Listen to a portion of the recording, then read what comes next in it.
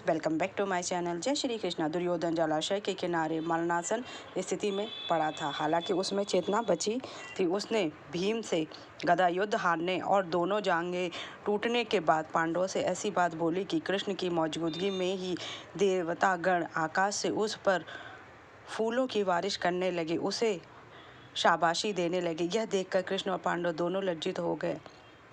दरअसल जब भीम ने सरोवर में छिपे दुर्योधन को युद्ध में हारने के बाद चुनौती दी, उसे बाहर आकर गदा युद्ध करने की चुनौती दी तो बाहर निकल आया। भीम ने उसका जबरदस्त युद्ध हुआ। आखिरकार कृष्ण के इशारे पर भीम ने गदा के प्रहार से उसकी दोनों जांघें तोड़ दी। वह जमीन पर आ गिरा। ऐसे में कृष्ण को उससे कटु बातें सुनाई। बदले में कृष्ण ने भी उससे कहा कि अगर वह युद्ध में हार गया और अपने सारे भाइयों और राजपाट को खो बैठा तो यह उसके पाप की वजह से ही हुआ।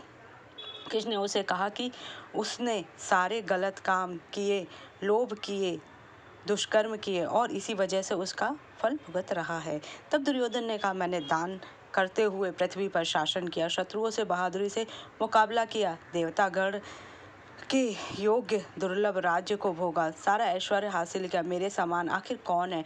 कृष्ण की इस बात को सुन लो कि मैं अपने सभी स्वजनों और भाइयों को स्वर्ग में ले कर जाऊंगा। तुम लोगों का संकल्प पूरा हो गया। जैसे ही दुर्योधन ने ये बात कही तब आकाश ने पुष्पबाड़ी उस पर होने लगी। अप्सरा और गंधर्व गीत गाने लगे। सिद्ध गणों ने उससे साधु साधु कहा। दुर्योधन का इस तरह सम्मान होते थे कृष्ण और पांडव। तब कृष्ण को पांडवों से कहना पड़ा कि अगर मैंने युद्ध में अनुचित तरीकों का इस्तेमाल किया तो केवल इसलिए क्योंकि न्याय युद्ध में आप लोग जीत नहीं पाते।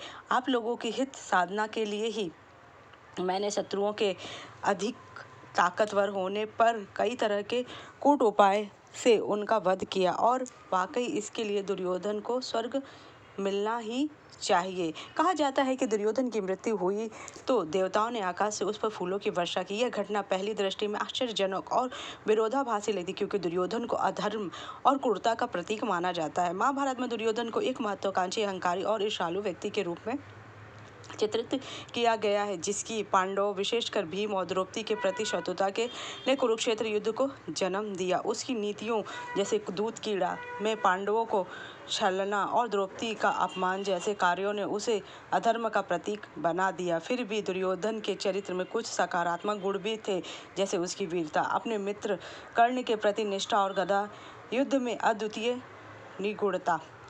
महाभारत के युद्ध के 18वें दिन जब कौरव सेना लगभग नष्ट हो चुकी थी, दुर्योधन अकेला पड़ा था। वह झील में छिप गया। पांडव ने उसे ढूंढ निकाला। भीम ने उसे गदा युद्ध के लिए ललकारा। दोनों का युद्ध समान रूप से शक्तिशाली था, लेकिन श्री कृष्ण के संकेत पर भीम ने दुर्योधन की जंघा पर प्रहार किया, जो गदा युद्ध के नियमों के विरुद्ध था। दुर्योधन गंभीर रूप से घायल होकर जमीन पर गिर पड़ा और उसकी मृत्यु हो गई। महाभारत में कुछ संस्करणों, विशेष रूप से लोकप्रिय कथाओं में दुर्योधन की मृत्यु के बाद आकाश से फूलों की वर्षा, उसकी मृत्यु एक वीर योद्धा के रूप में हुई, जो कि आखिरी तक अपने कर्तव्य क्षत्रिय धर्म का पालन किया।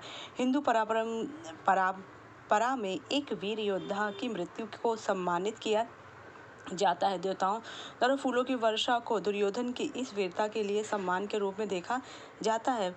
चलिए जानते हैं। मरते समय द्रौपदी और दुर्योधन के बीच कोई सीधी संवाद नहीं हुई है, लेकिन युद्ध के बाद जब पांडवों ने स्वर्गारोहण कर रहे थे, द्रौपदी ने अपने पतियों से पहले नरक में प्रवेश किया, जहां उन्हें अपने कर्मों का फल भुगतना पड़ा, और दुर्योधन ने भी अपने अच्छे कर्मों का फल पाने के लिए नरक में द्रौपदी के साथ ही थोड़ी देर के लिए प्रवेश किया और फिर स्वर्ग गए। यह घटना उनके जीवन के अंतिम क्षणों और कर्मफल के सिद्धांतों को दर्शाती, जहाँ द्रौपदी ने पांडवों से पहले अपने अंतिम कर्म, एक अधूरी इच्छा के कारण शरीर त्याग दिया, जबकि दुर्योधन ने भी अपने अच्छे कर्मों के कारण स्वर्ग को प्राप्त किया।